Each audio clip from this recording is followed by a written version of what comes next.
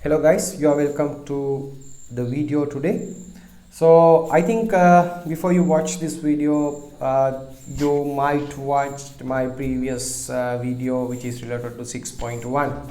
In there I have explained you signals and their properties and modes of transmission and methods of transmission. In there I have explained serial and parallel transmission also.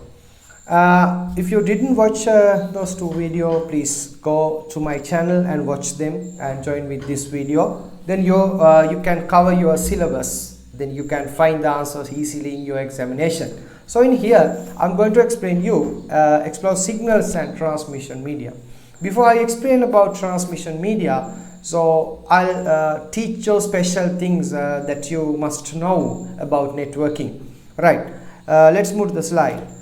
So in here, the first of all, you must get some clear idea about latency or a lag. Actually, what is latency? Latency means a network latency is the amount of time it takes for a data packet to go one place to another. Actually, we know we are sending data packets to one place to another. Then you are using internet browser and you are searching something in there. You are type something and you will send that request to the server. The server will respond to you, and we have to spend some times to do that process. So that is called the time. The amount of time is called latency. I'll explain deeply. This latency is measured by millisecond, and the closer your latency is to zero, that means that amount of time is less, then your internet connection is good, it's better. And look at this diagram in here, then you can understand. Think you are a user, or we can say you are a sender, right? So this is the receiver, or a receiver, or we can say this is the server, right? This is the server computer. You are sending some request here, you are finding something. For that you have to get some times, or 800 milliseconds to do that thing. So after receiving your request to the server, then server will respond you. To get that response, you have to get 900 milliseconds. So then when we are calculating latency, then we can get those two total, that 800 milliseconds and 900 milliseconds. That is equal to 1.7 seconds. So in here we can see, or we can say, this connection, this latency is 1.7 seconds, right? So it is depends on the distance. I mean, distance means what is the distance in your sender and the receiver, or a source to destination, right? You have some distance. And the transmission media, which is depend on the transmission media and the distance. Then let's move to the next part. So another special thing, latency, bandwidth and throughput. You know these three factors before you learn something about data transmission media or networking. So actually the most of the people, they don't know these three factors. These three factors are different from each other, right? So work together but different from each other.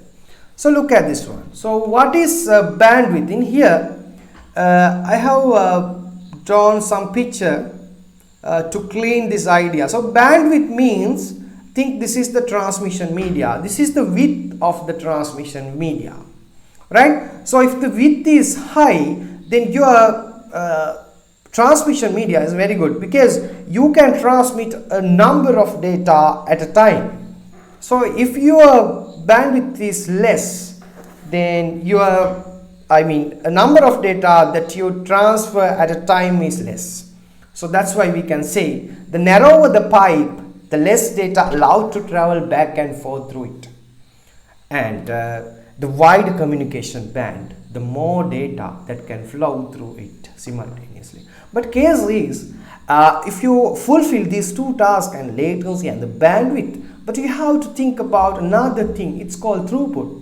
Throughput means how much of data we are transferring at a time. I mean, you can fill the pipe, or we have to divide into small channel in here. So this pipe can be divided into two parts. That means two channels are used to transmit data and receiving data here.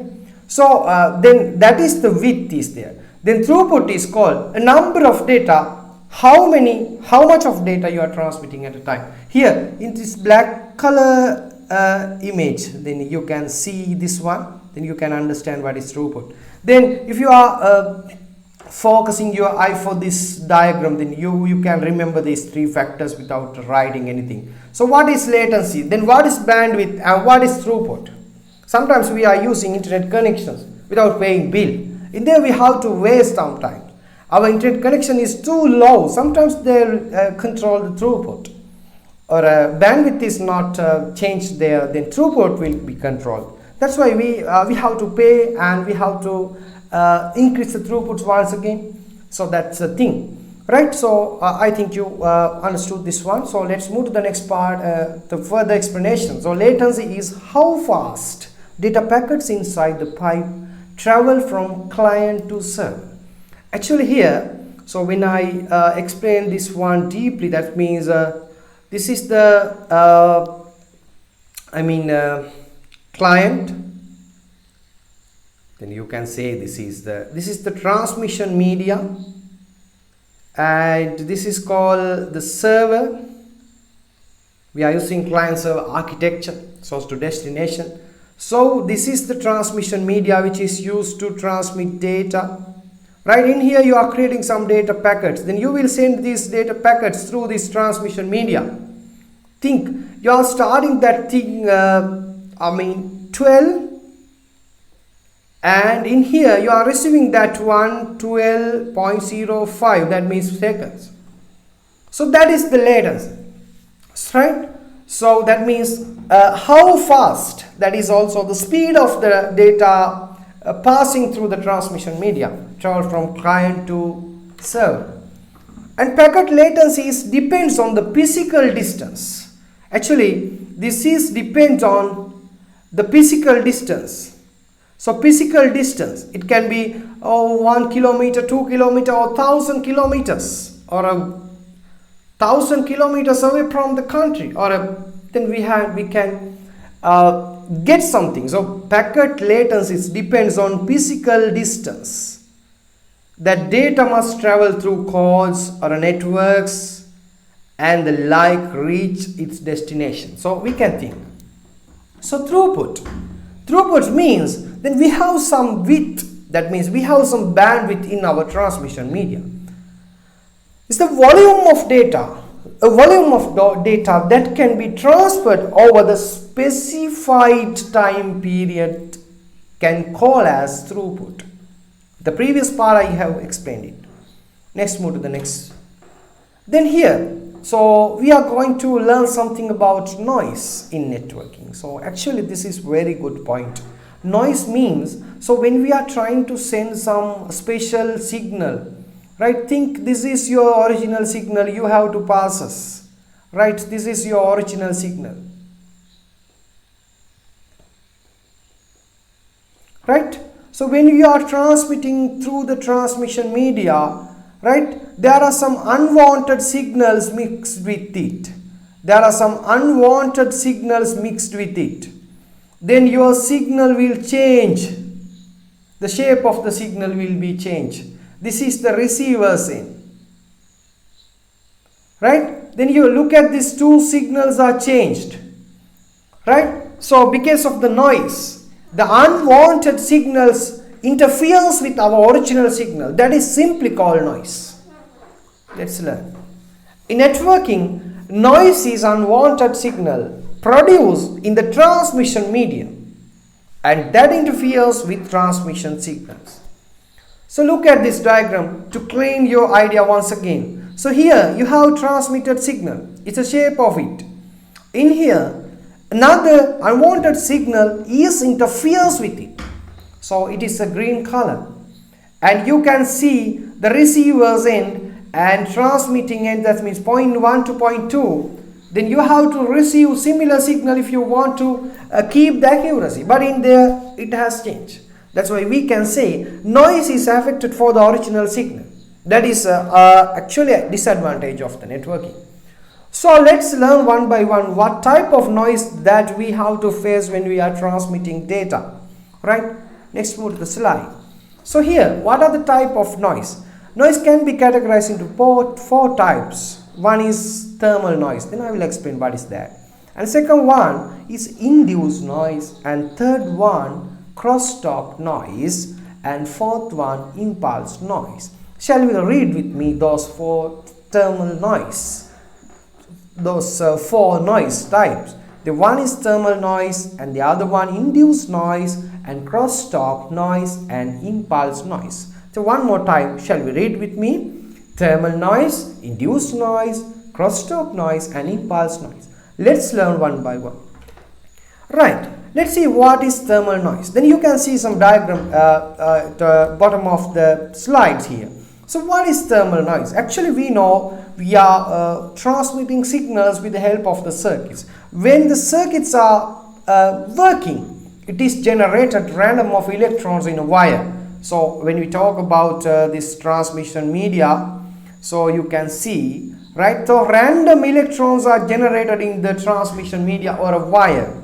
Because of random electrons, it will generate another unwanted signal inside the transmission media. Those type of unwanted signals interferes or are mixed with the original signal. That's why the original signal, the shape of the original signal is changed here. So they think this is the original signal you are sending here. But in receiving side, because of the noise, you will receive another unwanted signal like this. Oh, then these are two different. When you compare with 1 and 2, the original shape is changed. That's why if you have to reduce this noise, I mean thermal noise. Because of that, you have to decrease the temperature by using fan or any other necessary things, using any other necessary thing. Other than that, inside the circuits, they use resistance. Then those are reduce this unwanted mixing unwanted signal. That means they will try to decrease the amount of thermal noise. I mean that will decrease because they have to keep the original shape of the signal. So next, move to the induced noise. What is induced noise? Actually, the noise generated in circuit pipe varying magnetic or electrostatic field produced by another circuit. This noise is affected because of another circuit which is provide some magnetic magnetic field or electrostatic field. Let's see, these fields are converted to induced noise, right? So because of these fields, our original signal it will change. That's why that is also the problem. So when we are using AC power cables, there are some voltage there, so they will produce you some magnetic field. And if you are using some fluorescent light, that will produce you electrostatic field, right? So those are the simple example. If you want to reduce these things, then you can use twisted pair, I mean shielded twisted pair, or shielding the network cables properly. Then you can reduce these things. You can reduce induced noise. The below diagram will this is represent you induced noise. There are two types. The fluorescent lights which is provide you electrostatic field. So here you can see some electrostatic field, right? So here you can see electrostatic field, and here you can see magnetic fields be north to south. Then you can clear those lessons for you. And next, more to the crosstalk noise. Then I think you might get some experience when you are calling your friend or any other person. So when you are trying to keep your calls, then you hear some unwanted sounds. I mean, you hear someone else talk with you, then the other one, it's not the group call, then you're hearing another sound. So that is simply called crosstalk noise. The signal in one wire affected the signal in the other wire actually. So you can hear someone else's conversation. So if you are experiencing crosstalk noise, If you want to reduce these things, then you can do the similar things. You can use twisted pair, I mean shielded twisted pair, or a shielded cable you can use, keeping the cables further apart. Don't get many more cables together, keeping the cables further apart, then you can reduce the crosstalk noise. Then look at this picture. This will represent you the crosstalk noise. Actually, both sending and receiving wire affected each other because of these diagram. Then you can understand sending wire and receiving wire. Those signals are mixing or with each other. That's why we can hear someone else conversation when we are delivering our conversation in between our partners, right? So next move to the impulse noise. This is the last thing. This is occurred because of lightning or a high voltage, I mean high tension lines especially. So here the noise increases or decreases a circuit signal level. Because of these voltage levels, our circuit level signals are changed. That means our original signal will be changed by the high voltage or high tension lines or lightning. This causes the receiving equipment to misinterrupt the signal. Actually, that will change the shape of the signal. May we guess errors understandable checksum. So we can sometimes understand these type of errors with the help of the checksums, or when you are watching TV, if there is, I mean, thundering, or it is raining with thundering or lightning, then your television, so it will send you some unnecessary signal on the screen. So that is also the best example, so to get or clear your idea. This is called impulse noise actually. So spikes generated in the transmission medium from power line or lightning. So this is the simple diagram which is explaining you those things. So next move to the next slide. So what is attenuation? So when we are sending signals to one place to another, here you have two diagrams here. Look at these diagrams. The circle, that means frequency, it's not change. This is called one circle, right? So in here, I'm sorry for it. So when I draw the line, so I have to clear that one. So I'll do it, and after that I'll draw another one. So because of my board that is not properly fixed to the computer. So now look at it. When we talk about the circles per second, it's called frequency. So one circle we can call as here.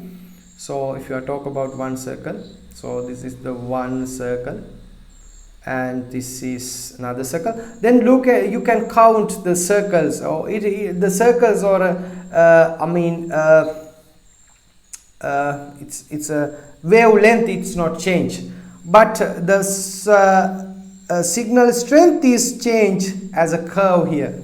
So that means attenuation. That is simply called attenuation. That means loss of signal strength. So you have, think so simple signal, you have this type of signal to transmit your data. After the receiver's end, you will get the signal like this. It is so small one. That means that is simply we can say that is the attenuation. So loss of signal energy. Amplifier can be used to keep the strength. So if you facing this type of problems when you are transmitting data for a long distance, then you can use amplifiers. But don't misunderstand, if you are using amplifiers, you cannot do the distortion part. Distortion means your signal or a shape and the frequency and all the things will be changed. The next thing we have to learn about distortion. Then let's see what is distortion. The distortion means, it means in the form of shape of the signal, it will change.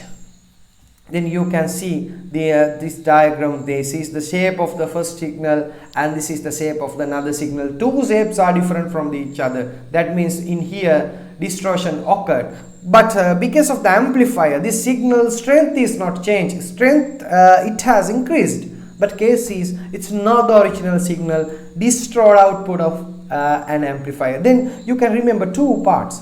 What is attenuation? Attenuation means signal strength will be decreased according to the distance. But what is distortion? Distortion means the shape of the signal, it will change. If you want to stop I mean attenuation, then you can do some task. You can use some device called amplifier, but amplifier is not good thing for distortion. I think it is clear for you. So thank you very much for your listening, and I think you learned something from me. Is this useful? Please subscribe my channel, then you can watch the second tutorial, which is belongs to 6.2. Then I'll finish in there. I'll explain you the transmission media and their usage.